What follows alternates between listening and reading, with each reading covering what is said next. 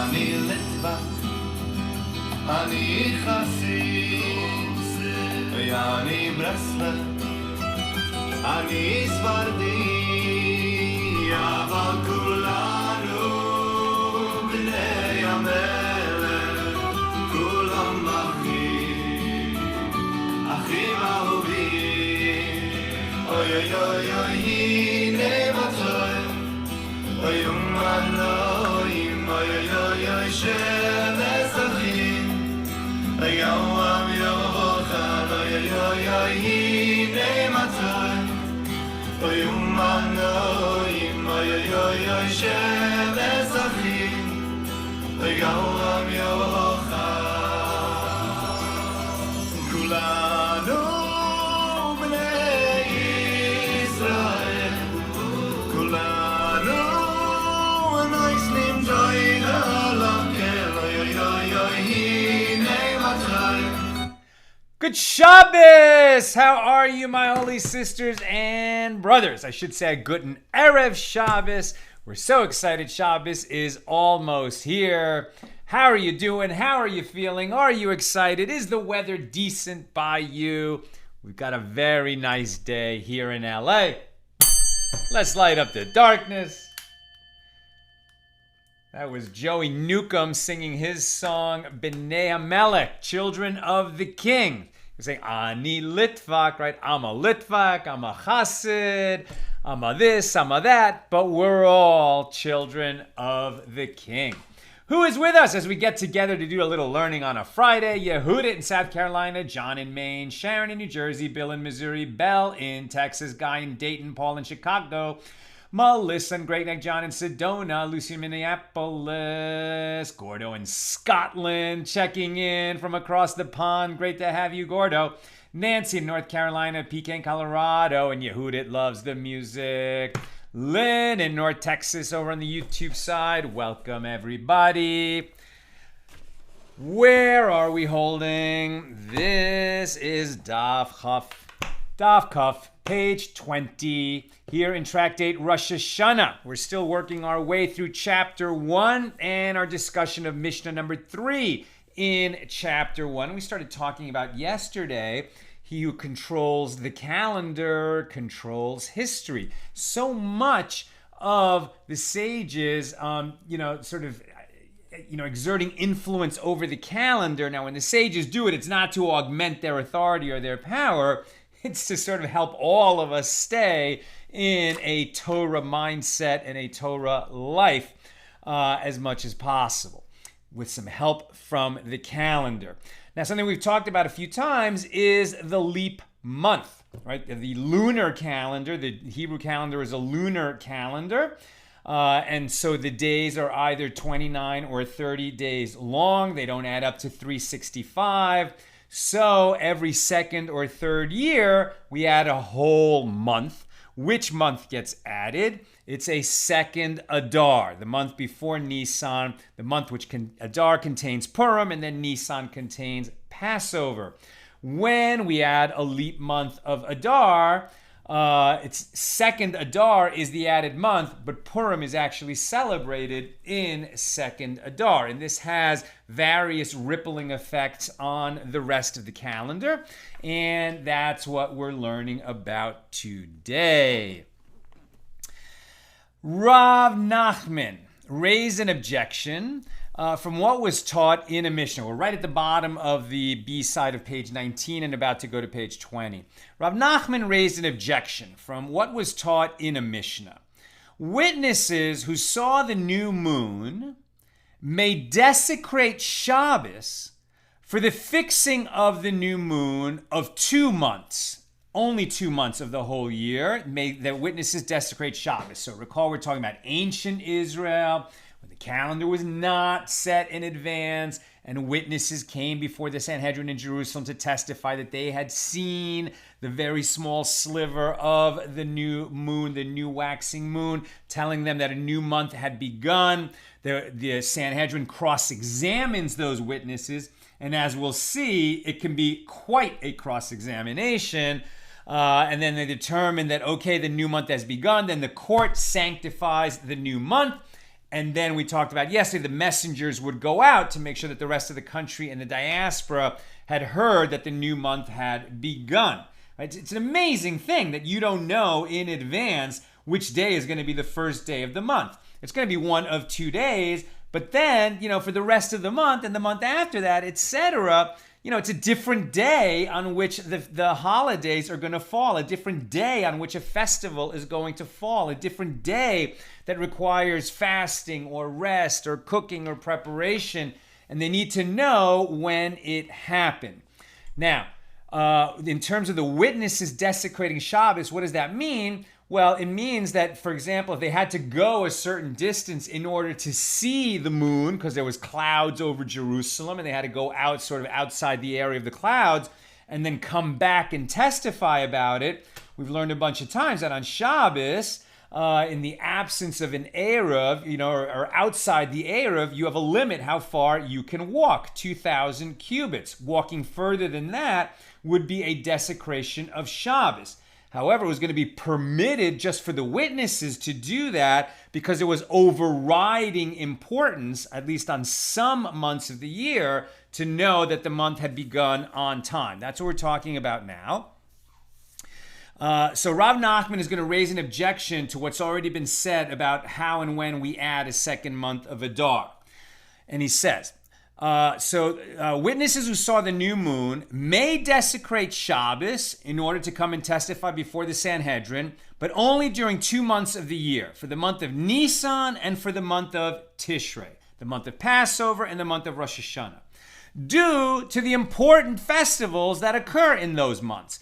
Granted, if you say that the Adar immediately preceding Nisan is sometimes full and sometimes short, due to that reason, the witnesses may desecrate Shabbos. As if the witnesses come on the 30th, the month will be made short, and that day will be declared the new moon. Otherwise, the month will be made full, and the next day will be declared the new moon. But if you say that the Adar immediately preceding Nisan is always short, why would they desecrate Shabbos? The discussion we're coming in at the end of is that when an Adar is added, according to one opinion, it's always short. It's always a 29-day month. And according to another opinion, in fact, both Adar are short months. But then there's a second opinion that says, no, that's not necessarily so. They might usually both be short, but sometimes at least one of those Adars could be long, meaning a 30-day month rather than a 29-day month. If so, then we can't know in advance, just knowing from when Adar began, when Nisan is going to begin. And that's why when the calendar was being set by the Sanhedrin, that they would allow witnesses to desecrate Shabbos in order to get the word on time to the Sanhedrin, because that's going to affect everybody with respect to how and when Passover is observed. Right? So if Adar is always short, you don't need these witnesses to testify because you know as soon as Adar began when Adar is going to end. But if the length of Adar is flexible, really depending on when the new moon is sighted, okay, well then you need to know, and you need to know on time when that month is being sanctified. So if you say that the Adar immediately preceding Nisan, meaning the second Adar in a leap month, that it is always short, why would they desecrate Shabbos? The court can calculate the time of the new moon without witnesses. And the Gemara answers, even if that Adar is always short and we know when it is going to begin, nevertheless, it is a mitzvah to sanctify the new moon on the basis of the testimony of witnesses who actually saw the new moon and not rely on calculations or established practices. Right? So, based on, if we had a Sanhedrin, we don't have a Sanhedrin in modern times. If we had a Sanhedrin, then even though we know what the calendar is, because the calendar has been fixed for the next 1,000 years, nevertheless, we might still take the testimony from witnesses, because even though we know what the outcome is going to be, because now we've got, very sophisticated calculations that tell us in advance when the new months are going to begin, nonetheless, we should hear the testimony of witnesses, because the Torah says you should hear the witness of the testimony of these witnesses, and the Sanhedrin should sanctify the new month. We skip a couple of paragraphs. Rav Kahana raised an objection from the continuation of the Mishnah, which teaches when the temple was standing, the witnesses would desecrate Shabbos for establishing the new moon, even for all the months, in order to rectify the offering of the new moon. In other words, to ensure that it is at the proper time. There are special offerings, right, that are only for Rosh Hodesh, the Rosh Hodesh offerings, which we read about them when we celebrate Rosh Hodesh and we add the Musaf Amida, the additional standing prayer that we say in morning services, and then we read what the offerings are of the new moon to make sure they come at its proper time. When the calendar was being set by the Sanhedrin in Jerusalem on the basis of testimony from witnesses, it always needed to be done at the right time. So why would you say it's okay to desecrate Shabbos to get those witnesses there on time for Nisan and Tishrei? Okay, Passover and Rosh Hashana are very important holidays for sure, but you always have to get the offerings right when you're offering the Rosh Hodesh offerings, the new moon sacrifices. So why wouldn't you have witnesses come and desecrate Shabbos for that? And according to this Mishnah, they did do that. They did allow the witnesses to desecrate Shabbos for every Rosh Hodesh. Why would we say it only happens in Nisan and Tishrei? From the fact that the reason that the witnesses are permitted to desecrate Shabbos for all the other months is not because it is a mitzvah to sanctify the month based on the testimony of witnesses who saw the new moon. The implication is that with regard to Nisan and Tishrei as well, the witnesses are permitted to desecrate Shabbos for another reason, and not because it is a mitzvah to sanctify the month based on the testimony of witnesses who saw the new moon. Gemara continues, granted, if you say that Adar is sometimes full and sometimes short, due to that reason, the witnesses may desecrate Shabbos. But if you say that Adar is always short, why should they desecrate Shabbos? The court knows in advance when there will be a new moon of Nisan. And the Gemara concludes, this is indeed a conclusive refutation to the proof brought by Rav Nachman. And so it would seem that although it seems like Adar was kind of always short, there was no guarantee it was going to be short, and that's why they needed the testimony of witnesses. Just as we saw yesterday, that Elul was always a short month, but that doesn't guarantee that it will always be a short month, and so they would have the witnesses come and testify to make sure of it. We continue with a new subject. It is related that when Ula came from Eretz Yisrael, the land of Israel, to Babylonia, meaning to the Jewish community in Bavel, in Babylonia, which at this time is part of the Persian Empire, he said, this year they added an extra day to the month of Elul. So what we're talking about here, it's important to keep track of this. When Ula was sort of the traveling sage who would bring teachings from Israel to Bavel and from Bavel back to Israel. But there's always this kind of bias for the rulings from the sages of the Holy Land. They're considered more authoritative than the rulings of the Babylonian sages. Right now when we're talking about the Babylonian community here, we're talking about Amoraim. I don't think, this is not Tanaim, I'm pretty sure. So we're talking about sages just after the Mishnah had been set down, and it's still considered that the sages in the Holy Land have more authority than the sages in Bavel. If so, why is it that we study the Babylonian Talmud and not the Jerusalem Talmud? And the reason is because while they had more authority in the Holy Land, over time, the Roman persecution made it so difficult to conduct Torah learning in Israel, that community kind of like withered on the vine. And that's why the Jerusalem Talmud was never completed. The Babylonian Talmud was completed, and that's why we're doing Daf Yomi in the Talmud Bavli, the Babylonian Talmud. But when we don't get quite to the end of that period, so when Ula is going back and forth between Israel and Bavel, it's like the rulings of Israel are more important. And so he's telling them that, you guys in Babylonia, very lucky that in Israel, they did the following.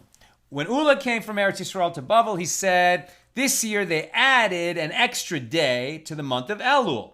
And Ula continued and said, do our Babylonian colleagues understand what benefit we did for them? We pushed off Rosh Hashana for a day so that the festival would not occur adjacent to Shabbos. And the Gemara asks, what is the benefit in having a weekday between Shabbos and a festival? Right? Only a man could ask that question. The women who are cooking the festive meals know very well why you want a day in between Shabbos and the festival. Ula said, so what is the benefit of having a weekday between Shabbos and a festival? Ula said, due to the vegetables. The vegetables? Due to the vegetables that would not be picked for 2 days, and those picked beforehand that would no longer be fresh. And Rabbi Acha Bar Hanina said, due to the dead. And I don't mean Dead and Company who are playing at the Hollywood Bowl tonight. I mean due to the dead, people who had died and their corpses awaiting burial, who would not be buried for 2 days if there was Shabbos and Yom Tov one after the other, and they would begin to decompose.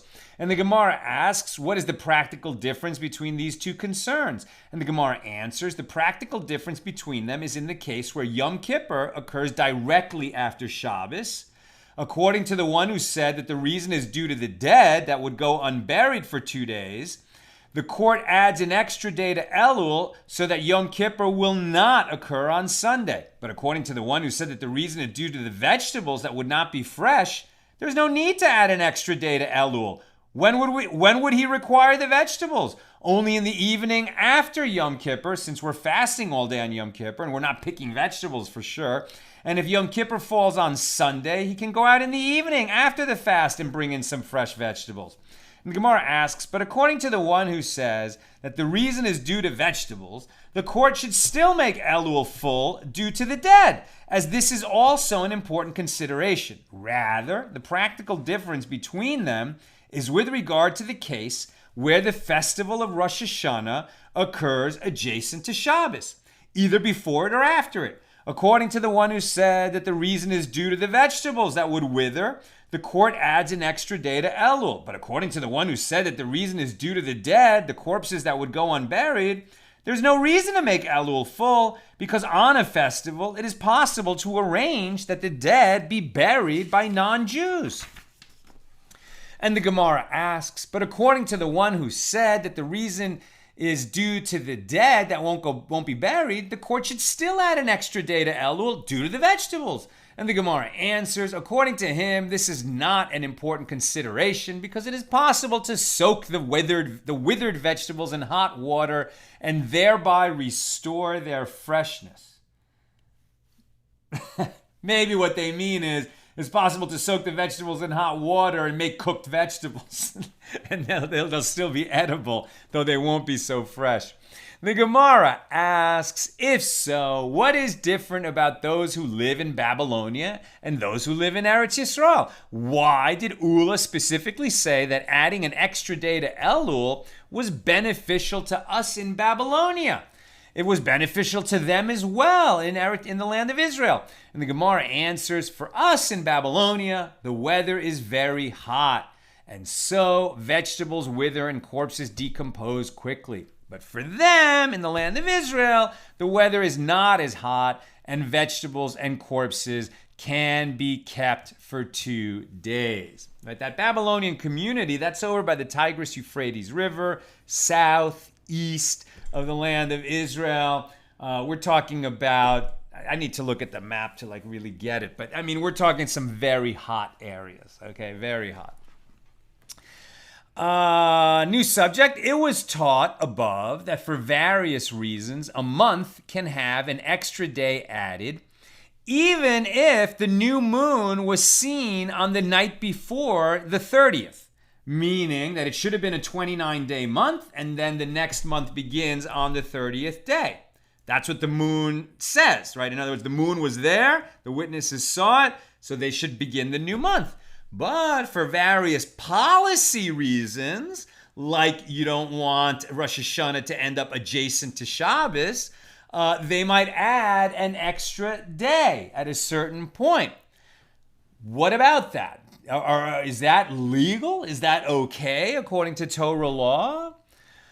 The Gemara challenges this assumption. Is that so? But didn't Rabba Bar Shmuel teach in a Baraisa? One might have thought that just as the court adds an extra month to a year for some pressing communal need, like that the lunar year will not go so out of whack with the solar year that we come to have Passover in the summer, right? That's why we add that leap month. So the court adds a month to the year. And just as the court adds a month to the year for the pressing communal needs, so too the court can add an extra day to a month for a similar need. Therefore, the verse states, Exodus 12:2, the first commandment given to the Jewish nation as a nation, "This month shall be to you the beginning of months." And this teaches that when there is a moon like this, right, when Nisan began in Egypt on the eve of the departure from Egypt, when you see a moon like this, it means a new month is beginning and you sanctify the new month. When the new moon is seen, the month must be sanctified without delay. So how can you say that the court could add an extra day once that moon has been sighted? How could they do that? And Rava said, this is not difficult. Here it is speaking of adding an extra day to the month, although the new month was seen on the 30th, which is permitted. Whereas there it is speaking of sanctifying the month on the 30th, although the new month was not yet seen, which is prohibited. And this is what the Baraisa is saying. One might have thought that just as the court adds to a year or a month for some pressing communal need, so too a month can be sanctified early on the 30th, even without seeing the new moon. Therefore, the verse states, "This month shall be to you the beginning of months," which teaches only when the moon appears like this, see it and sanctify the month, but not before. So what they're saying is, well, they could lengthen the month, even though they've already seen the moon, because for sure the month has already begun, but they can't start the new month early before that new moon is sighted. The Gemara comments that this is like that which Rabbi Yehoshua ben Levi said. The court may intimidate witnesses. The court may intimidate witnesses through rigorous and confusing examination so that they will give inadmissible testimony about the new moon that was seen at its due time, the 30th of the month. And this is so that the court can add an extra day to it, and the new moon will be sanctified on the 31st day. But the court may not intimidate witnesses into giving testimony about the new moon that was not yet seen in order to sanctify the new month early, the new month early on the 30th day. Right? So in other words, if the witnesses come and they say, we saw the new moon, and the Sanhedrin has a reason they don't want to sanctify the new month yet because they want Rosh Hashana to land on a much more convenient time for the community.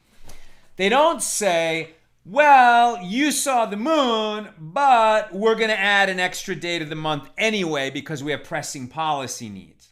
Rather, they know that they have these pressing policy needs, and so they make it very difficult for the testimony of the witnesses to be accepted, right? This is how a judge can steer a trial, right? To make no mistake, when a judge makes it very difficult for a witness to testify or for that testimony to be accepted, the judge influences the outcome. Now, this is not a trial. This is declaring the new month before the Sanhedrin. But it's interesting how they would do it, right? They had a need to extend the month by a day. They don't just say we're going to extend a day. They grill the witness until that testimony becomes unacceptable. And then they say, okay, well, we haven't heard acceptable testimony. It must be that we're going to have an extra day. The Gemara asks, is that so? But didn't Rabbi Yehuda Nasiya, who was the Nasi of the Sanhedrin, send a message to Rabbi Ami? Be aware that all the days of Rabbi Yochanan, he would teach us that witnesses may be intimidated into giving testimony about the new moon that was not seen in its due time. According to this opinion, Rabbi Yehuda Nasiya, reporting what was going on before Rabbi Yochanan, they could intimidate a witness even into saying that the moon had been seen when it wasn't. Before we were saying you can intimidate the witness that even though he saw the moon, we're going to make his testimony unacceptable. But here's an opinion that says, and you could also intimidate him the other way, so that we would shorten the month when it should have been a longer month. And this was done in order that the new month may be sanctified early, already on the 30th, when it should have been a 31 day. It should have been done on the 31st day of a 30-day month. Although the witnesses did not see the moon, they may say, we saw it when pressed by the court. And Abaye said, this is not difficult. This ruling is referring to Nisan and Tishrei, which may be sanctified early in order to set the festivals that occur in those months. That ruling, which says we can never intimidate them to make it happen early, is referring to all the other months, which may not be sanctified early, even when there's some other pressing need. We skip over to the B side of page 20. And I've just got 2 paragraphs and a note, and then we're going to questions and comments. Shmuel said, I am able to fix the calendar for the entire diaspora without witnesses. So Shmuel was an Amora of the Babylonian community, an Amora as opposed to a Tana. A Tana is a rabbi, a sage of the Mishna period, and an Amora is a rabbi of the Gemara period, right? The first commentary on the Mishnah. So Shmuel is teaching in Babylonia, approximately the year 400, something like that, of the Common Era. And he says, I am able to fix the calendar for the entire diaspora, all the Jews living outside of Israel, without witnesses. Shmuel was an expert on the movement of the celestial bodies and on the principles governing leap years and additional days added to months. Sort of foreshadowing that the calendar was in fact fixed, and it remains fixed to this day. But he was saying that he could do it. Abba, the father of Rabbi Simlai, said to Shmuel, does the master know the meaning of this statement, as it is taught in a Baraisa dealing with the secret of addition, which discusses calendar calculations? Differentiate between when the molad is the moment that we go from the previous month to the next month. Differentiate between when the molad occurred before midday and when the molad occurred after midday. And Shmuel said to him, no, I do not know what this means. And so Abba, the father of Rabbi Simlai, said to Shmuel, since the master does not know this, there are probably other matters that the master does not know, and therefore you must not establish a calendar relying upon calculations that were made based on faulty or insufficient knowledge. You think you're an expert in the movement of the heavenly bodies and you could set the calendar, but you're not expert enough, my friend, and so you can't do it. What is this secret of addition? This piece of Gemara is one of the hardest and most complex in the entire Talmud. And this is because it deals with different aspects of the secret of addition. There was a special court that fixed the calendar. Unlike the other courts, its deliberations were done only by a small group of sages, never more than 7, and never before an audience. The traditions and considerations of this court were therefore clouded in great secrecy, to the extent that even as great a rabbi and astronomer as Shmuel did not know all there was to know about these principles. Sometimes that court gave certain explanations for their rulings while hiding other secret reasons for what they did. See Rambam. Even as late as the generations of the Geonim. Right, so the Geonim is after the Geonim is the sages that are teaching between the year 500 and 1000, more or less, of the Common Era. Even as late as the generations of the Geonim, there were sages of the land of Israel who had hidden traditions that were not publicly known. And for this reason, this section of Gemara, which includes certain details from this encompassing system of the secret of addition, is difficult to understand. Based on this piece of Gemara, disputes also arose with regard to setting the Jewish date line. The Rambam, Maimonides, after offering his explanation of the section, admits that he encountered difficulties that he could not resolve. Even Rav Hai Gaon, who had an oral tradition from the heads of the academies, writes in his responsa that he did not find a satisfactory solution that fits the whole section's flow and the astronomical facts. So if those guys couldn't figure it out, it's a little bit above our pay grade. And we're not going to get into those details today. But suffice it to say that it's a very complex calendar. And yes, eventually it was fixed, for the next 1,000 years. And we know when all the holidays are going to be. But a lot went into that and figuring it all out and all the calculations that were involved. All right, we go to questions and comments. Lucy, when did they start having a fixed calendar based on calculations and astronomy knowledge so that they did not have to be so reliant on witnesses? I thought they already had the astronomy knowledge by then.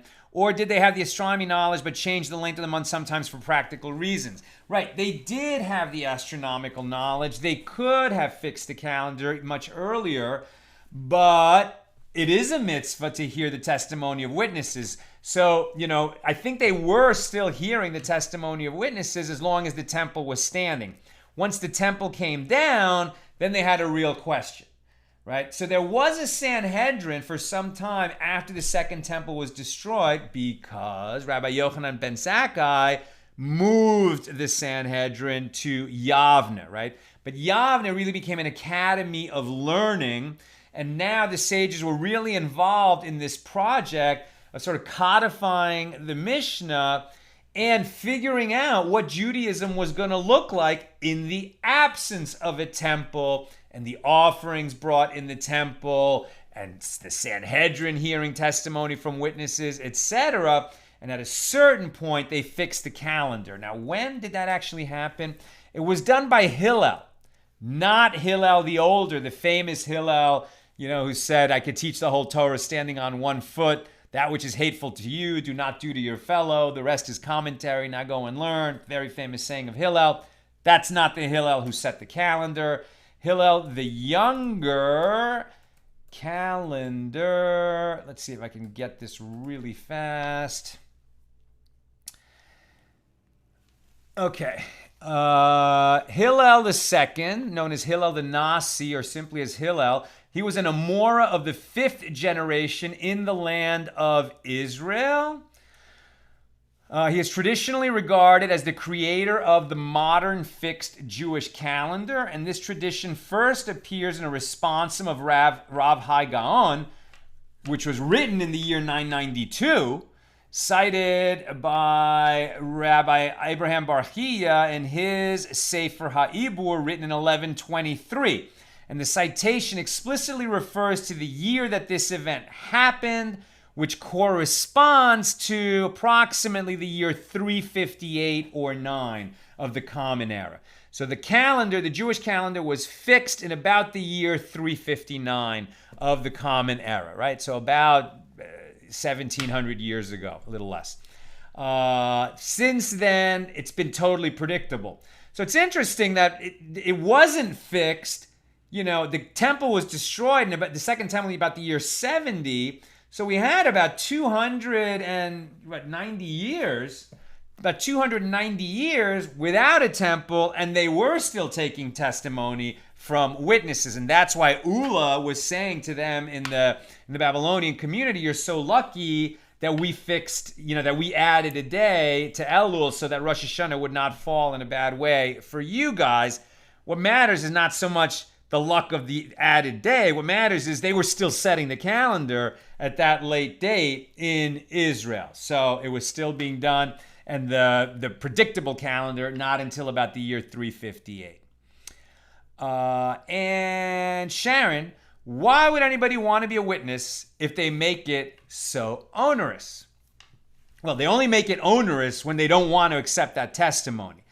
But it's true that even when they're not trying to, they have a policy reason that they don't want to start the month yet. They want to add the day and start it tomorrow. Even when that's not going on, they would make sure that these witnesses were competent. So we've seen that before, and we'll see it again. One of the heads of that committee of judges had like illustrations. He had drawings of the moon. What are the witnesses seeing? They're seeing just a very little sliver of the moon. But depending on the time of year, where that moon is going to appear in the sky and where around the circle that sliver, that lit up sliver of the moon occurs, is something that they could,